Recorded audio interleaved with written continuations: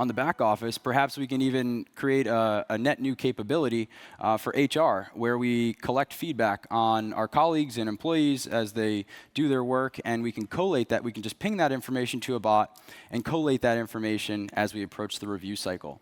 So these are ways that chatbots are actually being used today. Okay, so hopefully you would agree with some of these use cases. So next, I want to go through a framework that might help developers and executives think about chatbots.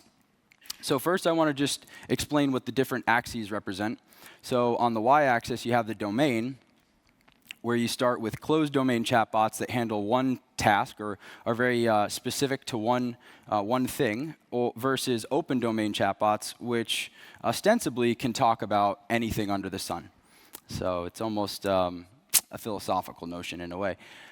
And then on the modeling front, along the x-axis, you see retrieval-based bots versus generative-based bots. And so retrieval-based bots retrieve pre-canned responses, or they retrieve information from a database, while generative bots have actually learned something about the data that it was trained on, and they're actually generating text, or perhaps you might say generating speech is a generative process. But let's go through these one quadrant at a time and try to understand a couple examples. So in the first quadrant, let's take ordering a pizza as an example. This is pretty straightforward. There are only so many ways that you can order a pizza. There are only so many different toppings that you can put on. It has to be delivered somewhere. And so the point here is that it's closed domain. It's a pretty well-defined task that needs to occur. And it's retrieval-based because these are well-defined conversations, and we can retrieve an answer to everything that the user says. Moving along the x-axis toward something slightly more complex, you have a generative model. And so you may have heard about Google Duplex announced at Google I/O a couple weeks or months back. And this is using mostly machine learning and deep learning. And what it's doing is Google Duplex is able to make restaurant reservations and hair appointment bookings for you. And it's also able to do this in a very dynamic way. So if you heard some of the phone conversations, you heard about how dynamic it was in being able to book that for you. So I'd consider that a generative process. But it's closed domain because just because it's able to make a restaurant reservation for me does not mean that it can help me assemble my IKEA furniture. And then in the lower left-hand corner, this is a bit of a thought experiment. And so I hope you'll I hope I can convince you that this is actually impossible. And the idea here is that something that's retrieval-based cannot be open domain. And the idea here is that you can't anticipate everything that the user is going to ask you and anticipate every response that you would have to provide for any conversation, right? Open domain really means just that. We can talk about anything. And so I hope I don't offend anybody by using expert systems here as an example, because the idea behind expert systems is to encode information about the world and then be able to reason about that and use that in a productive way. But there's always something that's not encoded in the database.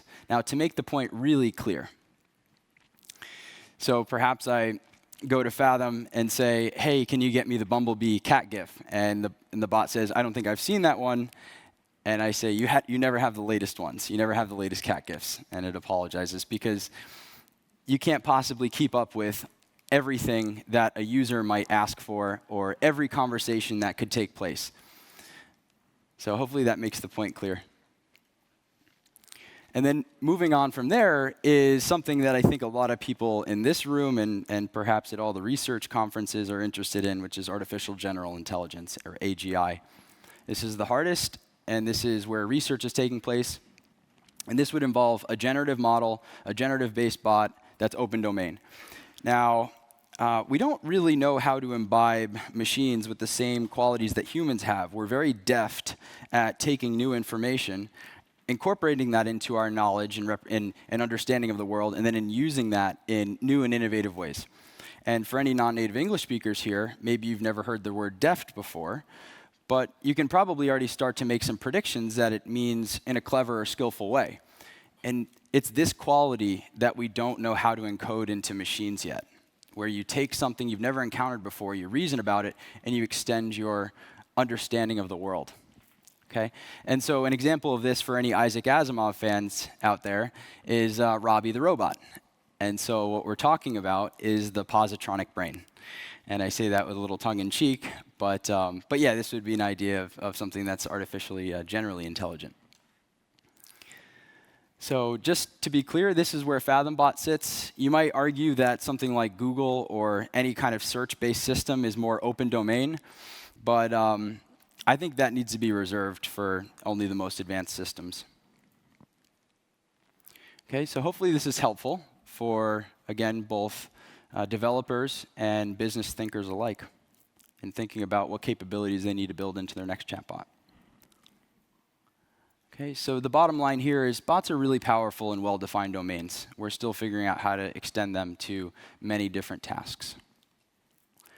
Now, the second section is around how bots are being built today. So as promised, we just talked about some of the use cases, and now we'll talk a bit about how bots are actually being built. But first, I think we can go ahead and do a demo. Okay, so this is the Fathom bot. And so we can start by saying, hey, Fathom. And what we'll get back is a response to kind of corral users and start to educate people about how they can use the bot and what it is useful for. I think it's important to educate users. But they're definitely going to test your bot, and you're going to get questions like, how old are you? In bot years, I'm just a kid. And then you'll get questions like, can you get smarter?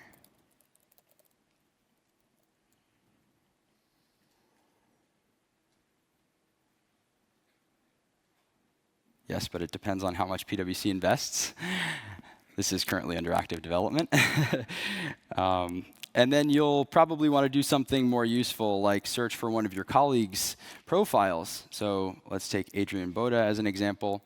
And this is actually his profile, so please don't spam him. Adrian's actually a really nice guy. And so then we may want to retrieve some information about one of our clients or a company, and so we can search for Alphabet, and we can pull back that company card.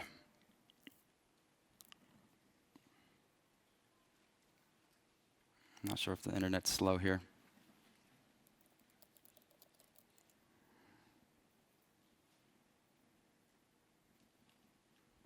There we go.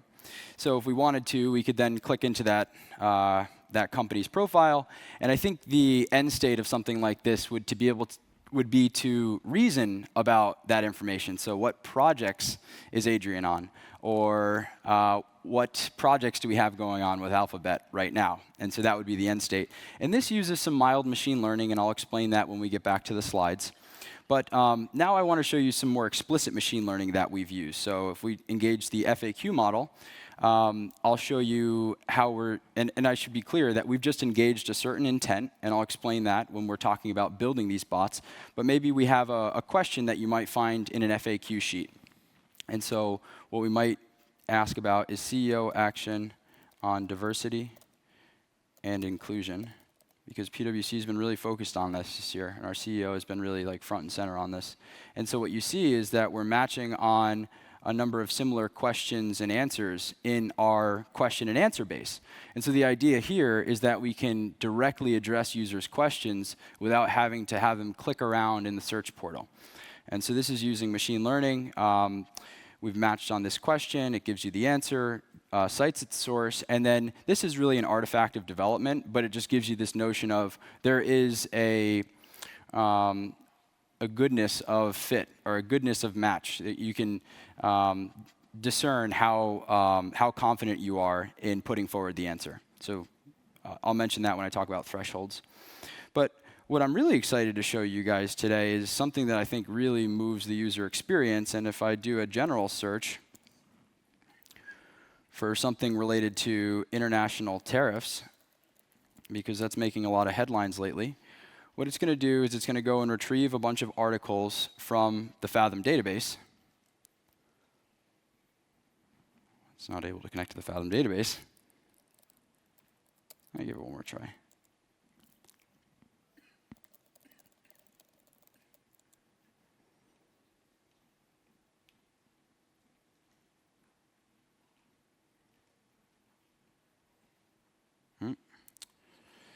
Sorry, guys. What's the first rule of live demos? Don't do them. I'll give it one more try, but I don't want to belabor the point because I'll talk a bit more about it later in the presentation. I'm also thinking that this is public right now, and I'm wondering if there are people in the audience or remotely that are actually hitting this bot and just overloading it right now. So I thought that was a possibility. I was just testing this before I came up here, and let's try it one last time. No. Well, apologies for that. So what I was going to try to show was the ability to do a general search. We retrieve some documents, and then we ask a follow-up question about those documents. And so this uses a machine comprehension model, and so I'll talk a bit more about that as we move through the presentation. So I think with that, we should probably just move back to the slides. Thank you. OK, so a bit about what you just saw. These are the 4 things that you're going to have to solve for no matter what bot that you're building. And so this is a bit of a conceptual framework, and I think it's helpful for any developer to understand. So starting with intent detection, what I'll do when I go through these slides is I'll talk a bit about the challenge that we're talking about, a bit about I'll show you an example, and then talk about a few solutions using vendor solutions or open source solutions if that's more your speed. So for this example, the intent detection is what does the user want? So if we're looking for the weather, it's just that. The intent is to get the weather. If you look at this example on the screen, info on Adrian Boda is intent classification, where you're trying to determine what the user is looking for, and it's not a company search, it's not a people search, but it's not a company search or a general search, it's a people search. And so if you think about that, it's just a text classification task. And you can use your favorite text classification pipeline, TF-IDF to random forest. Or if you have more data, you might go with something more sophisticated like an LSTM. Or if you don't want to build something like that, you can use something rules-ish based approach like Dialogflow or the NLP API, which hopefully I can explain on the next slide. So the second challenge is going to be entity extraction. What information do we need to extract from the text in order to be able to fulfill the request? And so what we see here is, and then one sub-bullet on that is, can we rely on Dialogflow for proper nouns? So people, places, and things like that, because you have to train the Dialogflow agent to be able to detect these proper nouns. And it's very difficult to enumerate all of the employees at your company in Dialogflow. And so here are 2 ways that this may go off the rails. In the first example, somebody might say info on Adrian Boda. And maybe you get the intent, which is to query for a person, but you don't extract the entity, which is underlined in red. And so one solution here is to use follow-ups. So you might say, hey, I think you're looking for a people search, but I didn't get the name. So what name are you looking for? And then you can proceed that way when the user provides the name. Another situation is where you don't have a lot of context at all, and you're working with proper nouns, something like alphabet. You might not get the intent or the entity. And so one solution here is to use something like the NLP API. So you head out to the NLP API, determine what entity was extracted, and if it's an organization, you now have the company that you're searching for, as well as the intent, which is a company search. And so what we're talking about here is named entity recognition models, or NER models. And Dialogflow does this natively. The NLP API does this natively. But if you're more into the open source scene, the Stanford NER Tagger or Spacey or any number of open source tools will allow you to accomplish this task. The next challenge is state management. The idea here is, where are we in the conversation? And anytime you have a conversation that takes on more than one turn, in other words, the user asks a question like, and by the way, this was what I was going to try to show, was where you have a search like international tariffs. It finds some documents and asks, do you have any additional questions? I say yes. And then we ask about, I don't know, what are the implications of international tariffs on manufacturing? And then it will give you a direct answer. Now, I also want to mention that machine learning hasn't really been able to solve this yet. And so I'll link you to a paper here called End-to-End Task Completion Neural Dialogue Systems, where they attempt to use a fully differentiable deep learning model to be able to solve the task of booking a movie ticket. And it's, with mixed results. So I guess that brings me into the solutions. Dialogflow is terrific for this, in architecting these conversational flows. And then another thing that I'll mention is Mongo, or some sort of external store. You can imagine interacting with your user across time and across multiple platforms. And so you need some notion of cache, or persisting that user's profile across interactions. And then the final thing is, hopefully machine learning will make some advances in this in the near future. The final challenge to be solved for any bot, assuming it's retrieval-based, right? So the distinction I made earlier would be retrieval-based versus generative-based models. When you think about information retrieval, there are two sources of information. One is structured sources. The other is unstructured. And so structured sources are things like CSV files. You can think of them like SQL queries or API calls. But unstructured sources require a bit more deep learning, machine learning, data science, and that's the stuff that I get excited about. And so what you see here is an unstructured text document, and that was really the focus of our project, which was to retrieve information from unstructured text sources. So similar to the way that I was showing the FAQ model, we're able to answer questions as such.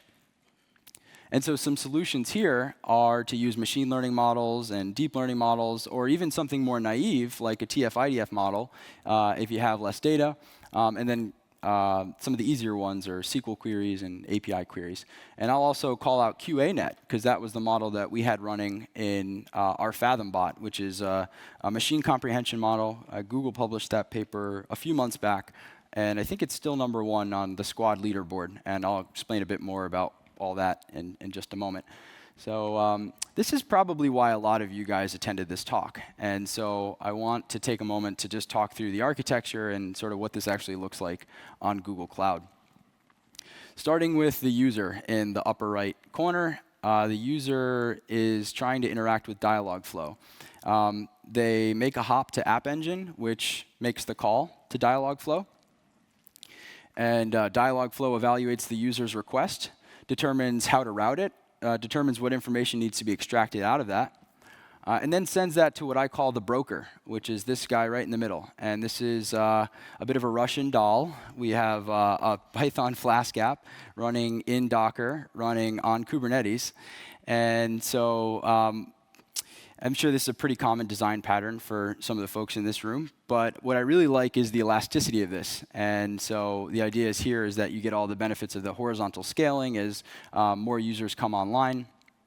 And so the idea, I guess I should be clear and say that the broker's responsibility is to ping all these different APIs to go out and do fulfillment, as it's called in the Dialogflow documentation. And so one source of fulfillment is the PwC database, where we're retrieving some of that information about our colleagues and companies and clients. And then we also have some GPU-enabled instances running on Kubernetes. So we've got some TensorFlow models running on GPU-enabled instances for some of these tasks, like information retrieval, question-answer models. And then finally, you can use external storage like Mongo, or you might even hack it with something like cloud storage, where you're just retrieving information based on conversation IDs. So this is, in short, what is architected on the cloud platform. And a couple tips that might be useful to somebody that's going down this road. Once you understand what Dialogflow does, I would encourage you to look at the Python Dialogflow package. Once you really understand what Dialogflow does, you can and should script just about everything with respect to bot creation and updates. gcloud is obviously a great tool. It's your friend. You can use it to build these Kubernetes clusters. You can basically use it to build your entire infrastructure. And so I would definitely encourage that to be your source of documentation versus creating documentation sheets where somebody has to go into the user interface and click around. It's just too prone to error, as we've found. Establish a robust testing framework. So this becomes a quite complex system. What happens is you've got a noisy input coming from users. Dialogflow is evaluating that. You're trying to understand how Dialogflow is going to behave under various circumstances, and then you're trying to understand how fulfillment is going to behave under certain circumstances. So you need to really have like a robust testing framework to understand where things might be going off the rails, if and when they do. And then finally, I'm team Docker and Kubernetes. I probably don't have to say much more on that, but I just like it as a development pattern. All right, so the key things here are machine learning is already pretty present in most chatbots today, and GCP has all the necessary tools to do this. So now let's move into some of the intelligence layer, as I was discussing before with machine learning. And again, as promised, we've talked about some use cases. We've talked a bit about how bots are actually built. And now we're going to talk a bit about how machine learning is layered into this bot. So these were 3 information retrieval tasks that we thought about during this project. And so what are each of these in a word? So document retrieval. You've got a query, and you're looking for relevant documents. It's basically what Google does. We have a query like international tariffs. We should be able to retrieve documents at PwC that are related to this query. The second task, question answering, is taking questions that you might see on an FAQ document and being able to take a query and find a similar question or find the answer to that user's query. So an example would be, what should I know about international tariffs? And the response would be the matched question, so what tariffs have been proposed, which it was matched to, and then ultimately the user's looking for something like this, like the answer. And then machine comprehension, which I think is the most sophisticated of all of these, is where you're answering a user's question by retrieving a very specific span of text from some unstructured text document. So an example was, and this is what I wanted to show during the demo, but the query would have been something like, what should manufacturers prepare for after tariffs? And the response would be something like higher material costs. So again, these were 3 of the tasks. We focused on the latter 2, so question and answering and machine comprehension, so we can double click into each of those to get a better sense of how we're actually building that. So question answering, there's 2 ways to think about it. One is question to question, where you're using something like a TF-IDF based model, and you can just measure the cosine similarity between 2 vectors, and you'll get something like a match score. And the idea here is you take a question like this, and you match it to all of the questions that you have in your database, and you look for the best match. And then by default, you just have the answer as your lookup value, right? So that's hopefully pretty straightforward. Now, the other way of thinking about it, and this is often when you have more data, and we've trained models, with hundreds of thousands of examples, and we've seen deep learning models start to really excel here, where you go from a question to an answer. So the user says something like, what should I know about international tariffs? And you're trying to match to an answer. And so the deep learning model is going through the answer column now and trying to match that query to the appropriate answer. And I think this is probably obvious for a number of folks, but you might want to cite your source and any other information that might be helpful to the user to be able to do their own further investigation. Now, the final piece of this talk is around machine comprehension, and I really like the way that one of the co-authors of the squad paper described it. And he says it's the ability to read a piece of text and then answer questions about it. And this is really challenging for machines. And to be clear, the squad paper refers to the Stanford question answering dataset, which has become the de facto benchmark for machine comprehension models. And so QANet, as I mentioned earlier, I think is still ranked #1 for that dataset. And so again, to be abundantly clear, we're talking about selecting an answer span from a provided text passage. And so if we look at the picture on the right, which is taken from the squad paper, you see there's a passage. These are Wikipedia articles. And then the users have posed a bunch of questions against that article. And they've also highlighted the answer. And so the first question is, what causes precipitation to fall? Answer being gravity. And you can see that it's listed up above. And so that should also tell you how these data sets are structured, where you have a passage, a query, and an answer. And with that, we can build machine learning models to take in passages and questions and hopefully put forward what it thinks is the most likely answer. And so for anyone that thinks they've solved the task of machine comprehension, I would encourage you to take a look at this question here, which says, which technology was developed most recently? And to us, the answer is obviously A, the cellular telephone. But for the guy on the left, this is a difficult task. We don't really know how to imbibe machine learning models with this notion of common sense or real-world reasoning. And the information is there, we just don't really know how to encode it into these machine learning models, whereas it's very trivial for the guys on the right, which is a picture from the movie Dumb and Dumber. And I'll leave you with one little nugget here. If you're interested in these topics, I really enjoy listening to a podcast called Data Skeptic, hosted by a guy named Kyle Polich. And he did an episode called The Imitation Game, where he interviews some folks from the Allen Institute and talks about this data set and this task. Fresh off the press, last month, Squad, the Squad team released a second data set, and I think they're addressing what I think is a pretty important problem, which is to abstain when presented with a question that cannot be answered.